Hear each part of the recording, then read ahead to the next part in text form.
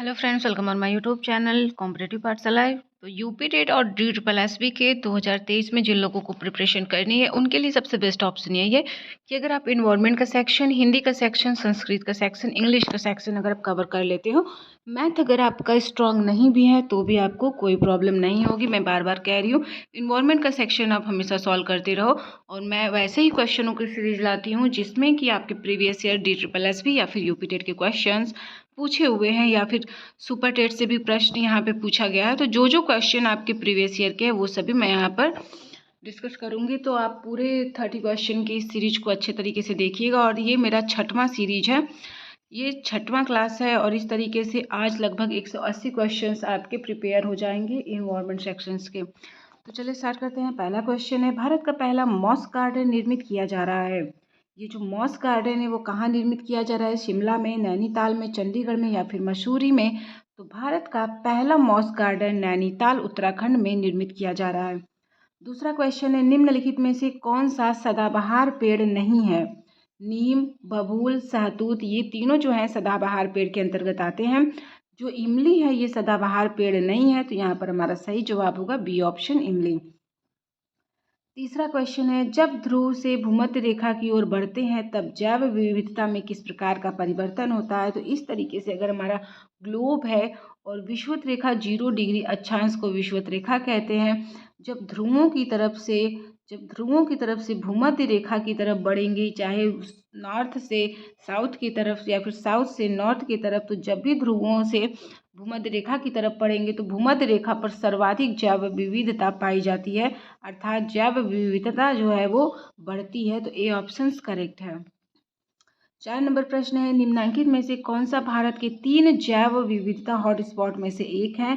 तो यहाँ पर जो हिमालय है वो भारत के 3 जैव विविधता हॉटस्पॉट में से एक के अंतर्गत आता है, हिमालय।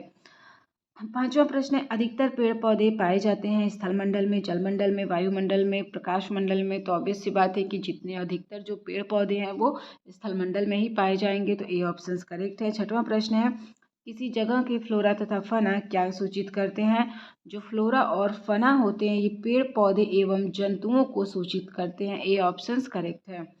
7वां प्रश्न है, पेड़ पौधे प्रदूषण को घटाते हैं क्योंकि वे अवशोषण करते हैं सल्फर डाइऑक्साइड का, कार्बन डाइऑक्साइड का, कार्बन मोनोऑक्साइड का या फिर नाइट्रोजन का? तो पेड़ पौधे जो है वो कार्बन डाइऑक्साइड का अवशोषण करते हैं तथा ऑक्सीजन को रिमूव करते हैं। 8वां प्रश्न है, निम्नलिखित में से कौन पौधे दूर दूर तक प्रसारित होंगे? किस प्रकार से हम पौधों को दूर दूर तक प्रसारित कर सकते हैं? तो यदि हम पौधों के बीज को कलेक्ट कर लें और उस बीज को ले जाकर के कहीं भी उसी इन्वायरमेंट में अगर हम उसको उगाने की प्रयास करें तो वो सबसे दूर दूर तक प्रसारित होंगे। तो फल द्वारा प्रकीर्णित पौधे जो होते हैं वो दूर दूर तक प्रसारित होते हैं। 9वां प्रश्न है, निम्नलिखित में से किसमें सर्वाधिक जैव विविधता पाई जाती है? तो अभी मैंने बताया कि उष्णकटिबंधीय यानी कि विषुवत रेखा के जो भी क्षेत्र है, कर्क रेखा और मकर रेखा के बीच में ये जो क्षेत्र है उसमें उसको उष्णकटिबंधीय क्षेत्र कहते हैं और उष्णकटिबंधीय सदाबहार वन वायु में सबसे अधिक जैव विविधता पाई जाती है। बी ऑप्शन करेक्ट है। WWF से क्या तात्पर्य? ये आपका क्वेश्चन यूपी टेट 2017 में भी पूछा हुआ है, यूपी टेट 2021 के भी एग्जाम में आया हुआ है। तो WWF से तात्पर्य, WWF मतलब वर्ल्ड वाइल्ड लाइफ फंड है, वर्ल्ड वाइल्ड लाइफ फंड है। तो यहाँ पर ऑप्शन कौन सा करेक्ट होगा? सी ऑप्शन करेक्ट है, वर्ल्ड वाइल्ड लाइफ फंड। खेल प्राणी के महान गुण क्या होते हैं? अगर आप खेल प्राणी के महान गुण क्या होते हैं तो आनंद, स्वच्छंदता तथा स्वस्फूर्ति, उपरोक्त सभी जो है ये खेल के गुण है, खेल के महान गुण हैं। 12 नंबर प्रश्न है, खेल व्यक्ति की सृजनात्मक प्रक्रियाओं का गहन प्रदर्शन है, यह स्टेटमेंट किसका है? इस स्टेटमेंट को दिया था TP नन ने। ए ऑप्शन करेक्ट है। खेल का आनंद कौन कौन लेते हैं? तो सबसे पहले हम यही जानते हैं कि जो खेल का आनंद है वो मानव लेते हैं। तो ए ऑप्शन करेक्ट है। जीव जंतु खेल का आनंद नहीं लेते हैं, जीव जंतु भी खेल का आनंद लेते हैं, तो मानव और जीव जंतु दोनों ही लेते हैं। तो ए और बी दोनों करेक्ट है, अर्थात ऑप्शन नंबर सी। 14 नंबर प्रश्न है, शारीरिक शिक्षा का अभिन्न अंग क्या है? बीमारी, चातुर्य, शिक्षा या फिर खेल? तो शारीरिक शिक्षा दैट्स मीन्स व्यायाम, मतलब कि खेल से आधारित है, खेल से अभिन्न अंग है।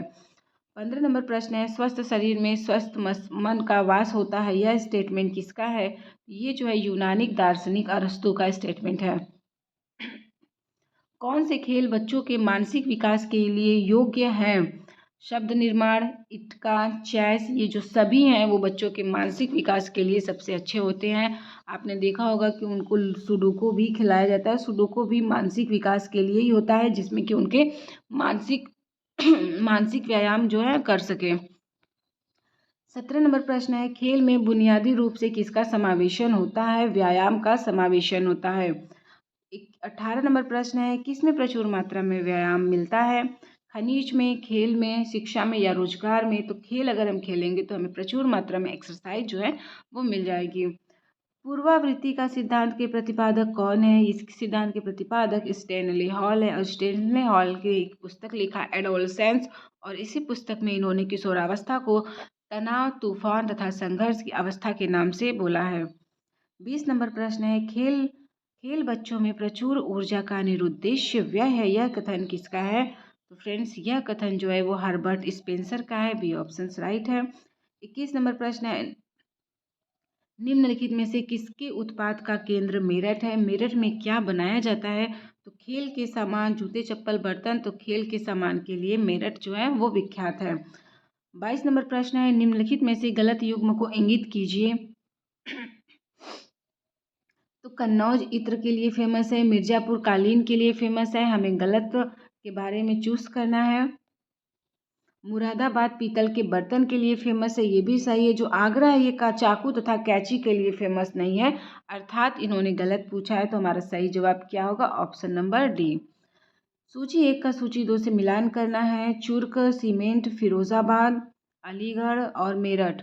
मेरठ में खेल का सामान मिलता है, फिरोजाबाद में चूड़ियाँ मिलती है, अलीगढ़ में ताले मिलते हैं, चुर्क में सीमेंट के लिए विख्यात है। इस तरीके से ये सभी जो है आप यहाँ पे कूट वाला जो है इसको मैच करा लीजिएगा। फर्रुखाबाद जाना जाता है कालीन की बुनाई के लिए, इत्र निर्माण के लिए तो कन्नौज, कालीन की बुनाई के लिए तो मिर्जापुर, कांच की वस्तुओं के लिए फिरोजाबाद, हाथ की छपाई के लिए जाना जाता है फिरोजाबाद। सूची 1 का सूची 2 से मिलान करना है। मिट्टी के बर्तन, काष्ठ नक्काशी, काष्ठ पादुका और जरी के काम कहाँ पे होते हैं? तो मिट्टी के बर्तन, काष्ठ नक्काशी यहाँ सहारनपुर, मिट्टी के बर्तन जरी जो है बरेली में, मिट्टी के बर्तन पीलीभीत में और काष्ठ पादुका खुर्जा में। लकड़ी के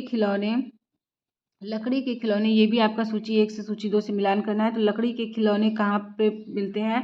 खेल का सामान मेरठ में, पीतल की मूर्तियाँ इधर मथुरा में, दिया सलाई उद्योग के लिए बरेली फेमस है, और बचा है लकड़ी के खिलौने के लिए वाराणसी है। तो इस तरीके से इसका भी कोड दिया हुआ है, तो आप कोड इसी तरीके से मैच करा लीजिएगा।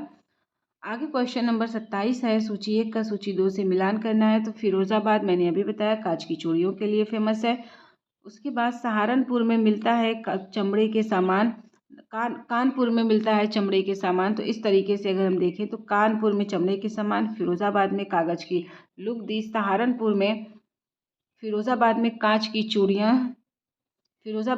की चूड़ियाँ, कानपुर में चमड़े, नजीबाबाद में प्लाईवुड और सहारनपुर में कागज और लुगदी के लिए विख्यात है। 28 नंबर प्रश्न है, इसका भी मिलानी करना है। तो टेराकोटा गोरखपुर में इसको जीआई टैग मिला है, गोरखपुर के टेराकोटा को। लकड़ी के खिलौने, कांच का सामान फिरोजाबाद में, लकड़ी के खिलौने वाराणसी में, चीनी मिट्टी के बर्तन चिन्हट में मिलते हैं। आगे है 29 नंबर प्रश्न, रोजगार की दृष्टि से उत्तर प्रदेश का सबसे बड़ा उद्योग कौन सा है? रोजगार की दृष्टि से हथकरघा उद्योग उत्तर प्रदेश का सबसे बड़ा उद्योग के अंतर्गत आता है। 30 नंबर प्रश्न है, फिरोजाबाद किसके लिए प्रसिद्ध है?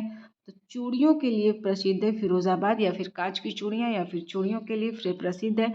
और पीतल के लिए मुरादाबाद प्रसिद्ध है। जूता और तंबाकू दिवस कब मनाया जाता है? तो 31 मई को तंबाकू निषेध दिवस मनाया जाता है। ये तो इतने पॉइंट्स थे हमारे आज के क्वेश्चन से। ये मोस्ट इंपॉर्टेंट 30 क्वेश्चन का सीरीज नंबर 6 है। नेक्स्ट क्लास के लिए हम मिलते हैं कल, तब तक के लिए जय हिंद, जय भारत।